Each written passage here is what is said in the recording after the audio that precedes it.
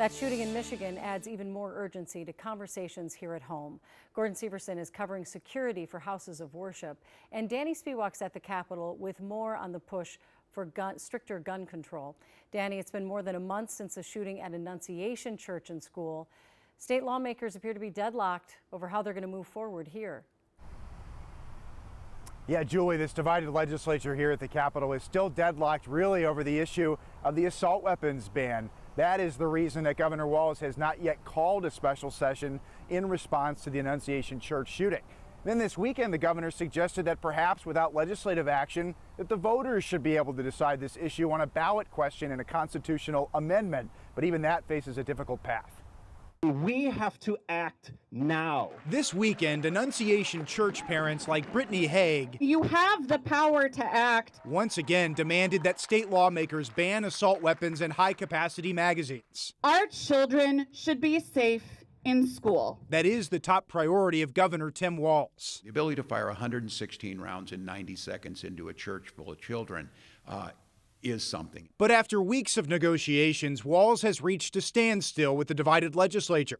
While DFL leaders support an assault weapons ban, it's not clear if their own party even has the votes to pass that legislation with their narrow majority in the Senate. And in the tied House, Republicans have equal influence. That is the sticking point right now. And I think it's going to be public opinion, as it always is. If the legislature won't approve an assault weapons ban, Walz suggested this weekend at the MinnPost Festival, a ticketed public speaking event in Minneapolis, that perhaps voters should decide through a constitutional amendment. But even getting a question on the ballot requires legislative approval.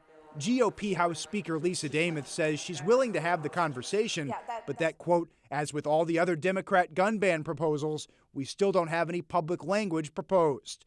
Last week, Demuth said her caucus remains focused on other issues like school safety and mental health. Right now in the legislature overall, what I understand is there are not the votes that would support a ban on guns. But unlike in the Senate, House DFL leader Zack Stephenson says every member of his caucus would support a ban. Really, the open question is, are House Republicans, are Senate Republicans willing to meet the moment and take strong action on guns?